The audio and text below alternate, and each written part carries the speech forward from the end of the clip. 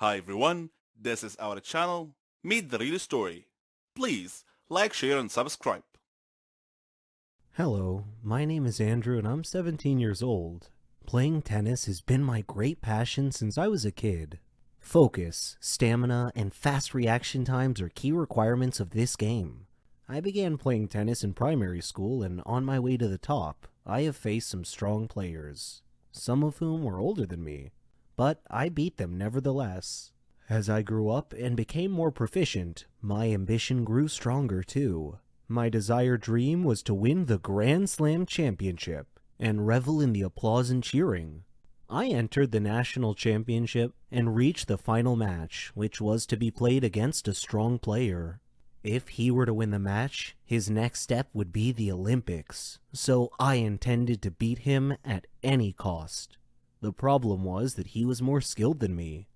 Fortunately, I believe that the end justifies the means, so I made a deal with one of his training crew members to put an anesthetic in his water bottle. As they say, money talks and makes all things possible. I'm not evil, I'm just pursuing my dreams by the most direct route possible. In the first half of the match, his powerful smashes allowed him to dominate the game. It was a pretty one-sided match. During the break, however, he drank some of the drugged water and suddenly felt very fatigued. The referee noticed his fatigue and asked him if he wanted to forfeit the game, but he refused. Needless to say, I dominated the second half of the match and won rather easily, to everyone's amazement. I was later nominated for the world title. I won many easy matches in the beginning, but in the semifinals, I was matched with a player who was even stronger than the one I had beaten in the national championship. Once again, I put my devious scheme in motion and bribed one of his crew members with a hefty sum of money. Once again, I was the disadvantaged player in the first half of the match. Then during the break, my opponent drank the drugged water from his bottle. As expected, I dominated the second half of the match. Just as I had taken the lead in the match, the referee stopped the game and directed two security guards to arrest me. Some security cameras had recorded the bribed individual drugging my rival's water bottle. The authorities had confronted my partner in crime, and he had confessed and turned me in. Consequently, I was disqualified from the match. As they say in sports, you win some, you lose some. One of the best feelings in the world for any woman is being a mother. To have someone love you for who you are, for just being you, and expect nothing in return. You're the heroine of their story. You become everything they ever dreamed, and you'd give anything to see a smile on their face. I'm proud to say that I'm a mother to 50 kids. I know that's a lot, but let me tell you the story. I'm Susan, 20 years old. I come from a very rich family. My dad's Stefan Heiss, a very famous businessman. Yes, the owner of Heiss Cars Industry. My mom's Elena. She comes from a very rich family in Sweden. She married my dad and they built their life from scratch. I loved kids, ever since I was a kid. Sometimes I feel like they're walking cotton candy. Their laughs, their mischief. All the kids in our family loved me, and I loved them. Even my aunt said that I'd make a great mother someday. So did Henry. Henry was my childhood friend. We grew up together. We had the same interests, same hobbies. We even thought alike. We got married and started our life together. We were young, but our dreams were big. I was thrilled when I found out that I was pregnant, and Henry was so happy he couldn't believe it. He did everything he could to help me relax. He couldn't wait to be a father. But destiny had something else in store for us. We had just arrived from Sweden. Henry had a problem at work. He was talking on the phone while driving at high speed on a dangerous road. I tried to tell him to watch the road, but it was too late. A truck came out of nowhere and pushed our car off the side. We fell into the lake, and we were unconscious. When I woke up, I found my mother and Henry's mother both looking at me, trying their best not to cry, and I soon found out why. In order to save my life, they put me through an operation. Not only have I lost my child, but I won't be able to have one ever again. Henry was also bruised, but my wounds ran way deeper. That was it, and I could never forgive him. If it weren't for him, none of this would have happened, I thought. None of it. I got a divorce later, after Henry tried over and over and over to fix the situation, to apologize, to ask for a second chance. But all I saw were empty words. There was no second chance. I tried to keep myself busy, find a way to invest my money and time, trying to get my mind off the accident. I decided to open up a toy store.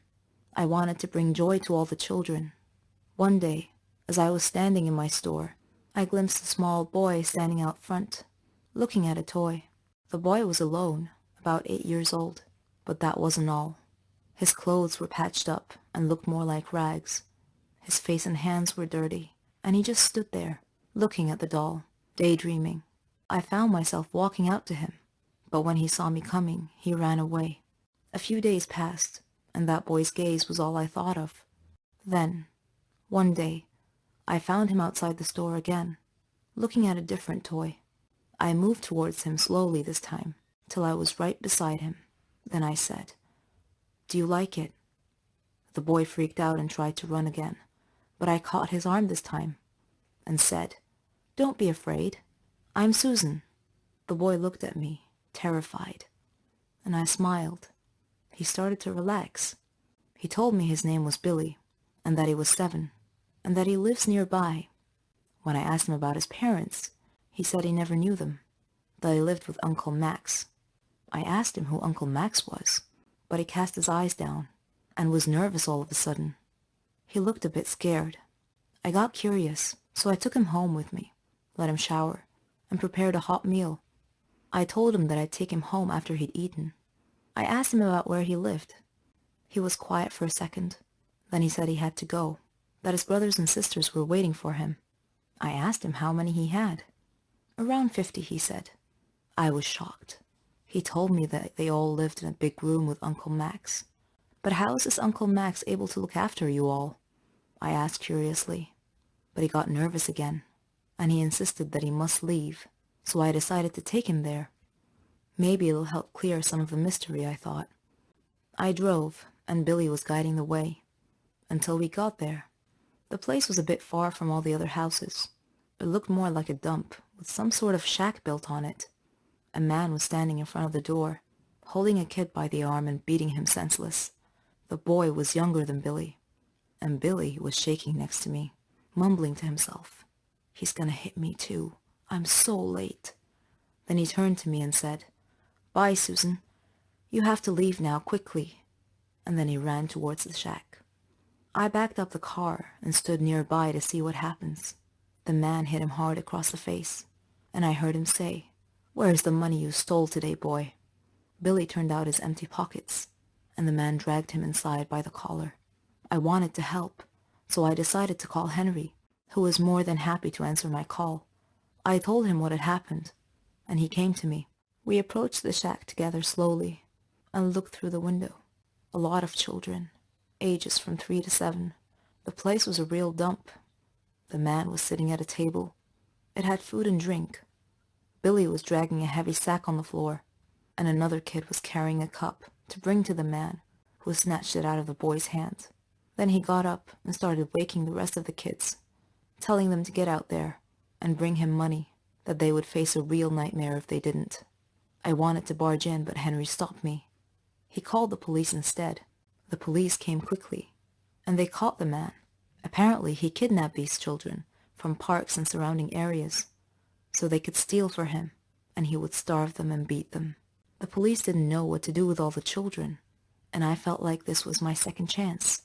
I told the police that I would build a home big enough, and I would take them all in, to give them the care and love that they deserve. And that is how I became a mother to 50 kids. Hi, my name is Selena. I'm 19 years old, and I'm just crazy about basketball. I follow all the sports news, the star players, and the league statistics. I know the names of all the famous players around the world. My friends were amused by this, because their interests ran more towards makeup, fashion, singers, and movie stars. I thought those girl things were just outright vain, shallow, frivolous, and downright silly, to tell the truth. The college's basketball team coach was forced to take leave due to a chronic illness, leaving the team without a coach. Due to my high school reputation and widely recognized basketball expertise, I was asked if I wanted to serve as the basketball team's temporary coach.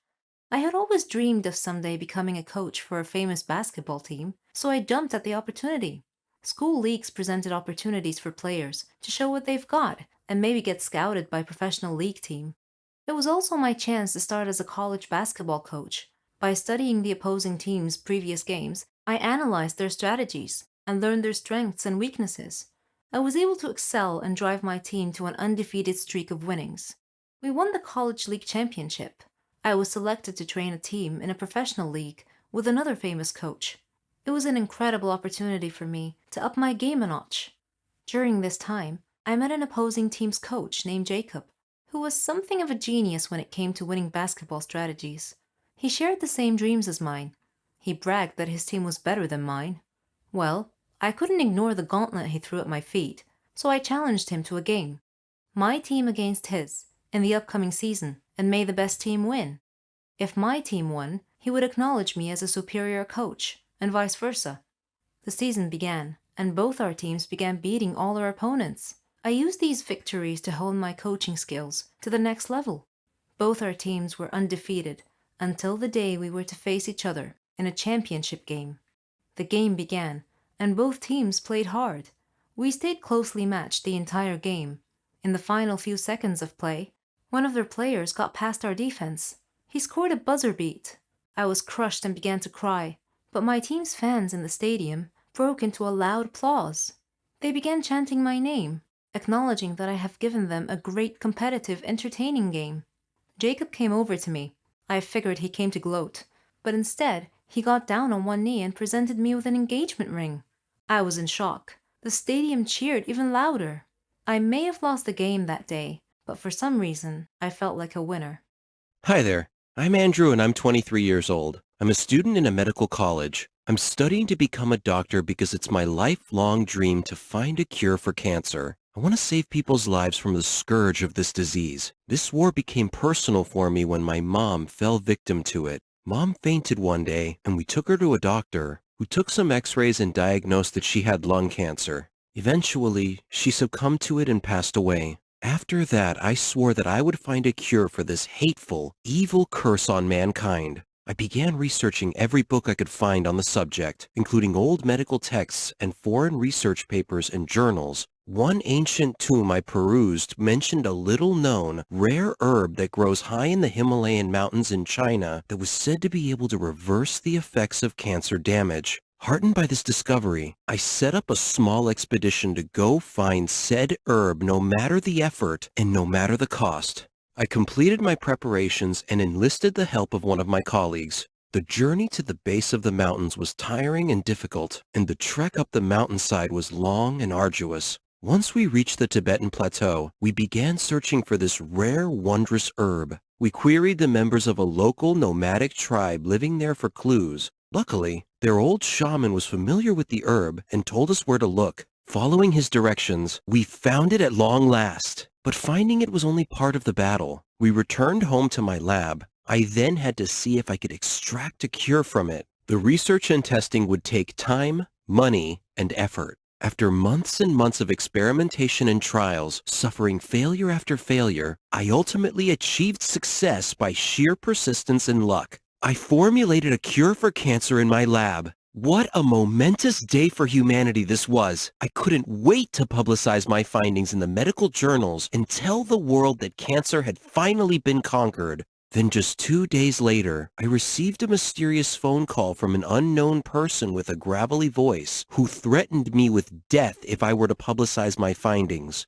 I was shocked that someone would want to block a cure for cancer at the expense of millions of cancer deaths in the years to come. And so, here I stand in my lab, unafraid and unswayed. I will publish my findings, and I will let the world know about this miracle cure. If my life should prove to be the cost of saving posterity from the continuing ravages of cancer, then so be it. I will gladly pay that cost. My name is Jerry. I am the village dreamer who touched the poor suffering and pain. In my country, illness is a monster that eats its victim's soul without mercy. I decided to be the soul saver, or the savior of souls. Heroes in my country don't wear superhero costumes. Rather, they wear white lab coats with stethoscopes hanging around their necks. I knew how difficult it was to become a doctor, but I was up for the challenge, so I enrolled in a medical college. The studies were challenging, but my creed in life is this: an opportunity may only come around once. You must take it or leave it. After graduation, I was hired to work in a government hospital in my village. Unfortunately, I discovered early on that my knowledge level wasn't broad enough, so I traveled to England to expand my knowledge base. I wanted to take advantage of the experience of the professional doctors there, so I attended difficult surgeries and observed and studied them intently. My mind was like a sponge, absorbing vast amounts of empirical data. Even so, I still wasn't satisfied with my knowledge level, so I traveled to the USA. When I arrived in Chicago, I felt like a thirsty man who had an oasis in the desert. I encountered advanced technologies, modern, new medical equipment, leading-edge ways of treating heart disease, serious heart disease cases, and fantastic anecdotal stories from famous doctors about their most unusual cases. I dreamed of being a great doctor like them, and my opportunity came when a baby girl was diagnosed with a serious heart illness. She was not expected to live long, so I volunteered to perform some risky surgery on her. All the doctors around me thought I was crazy, but I knew that I could do it. After 5 hours of arduous concentration, focus, stress, and sweating under the operating room lamps, the surgery concluded successfully. I had proven myself to be a great doctor after all. Afterwards and subsequent surgeries, I became known as the guardian angel who saved souls. I gathered a huge following due to my successes. I was surprised when my surgery techniques later became required studies in my country. I became a role model for many aspiring medical students. I returned home to thank my country by building a heart hospital that treated people for free. Many people donated to my cause. My hospital saved many souls, but this is a never-ending mission. My country bestowed upon me the honorable title of the Prince of Hearts. Will you donate to my cause? Hi, my name is Patricia, and I'm 21 years old. I'm a working medical student who deals with patients, people who are sick, injured, or dying. In my field, one has to stay calm and act wisely when dealing with these matters. But there are cases where you need to be quick and on your feet. Such a situation happened to me once. I traveled to China with some other med students on a medical intern exchange. When we arrived, we were welcomed by the hospital staff, who were very professional, polite, and decent. During our on-the-job training, we dealt with various strange illnesses, but the hardest one of all was called the coronavirus. It spread from country to country, terrifying the whole world because it presented a severe threat to people's lives, especially older people, heavy smokers, and people with weak immunity systems. I was often conflicted between my survival instincts that were telling me to leave China and the oath that I took that compelled me to save people's lives instead of letting them die. My oath and sense of duty won out in the end, and I continued working at the hospital. The doctors and nurses wore surgical masks and gloves continuously due to the rapid influx of cases, which were increasing by the hour. My manager demanded more doctors and nurses to augment our staff, as we were quickly becoming overwhelmed. The situation was dire, as were the World Health Organization statistics. One night, one of our nursing staff got infected, and soon after that, several doctors did as well. If we, health caregivers, were getting sick, then who would be left to tend to the patients? A few nights after, by chance, I overheard one of the staff talking on the phone. He was discussing a plot with another person on the other end. He wanted to sell used medical equipment as new ones to the other hospitals. No wonder nurses and doctors were getting infected. Their plot would spread the virus even faster by infecting the only people who could slow it down. What a vicious cycle. I went to the police station and told them about this heinous plot. They investigated and verified what I had told them. They then confiscated the contaminated masks and gloves. When they went to that person's office, he had already disappeared. 2 days later, I found a letter on my desk. It was a threat that read, "You will pay for what you did." But I was not intimidated, because my doctor's oath was to save lives, even at the risk of my own.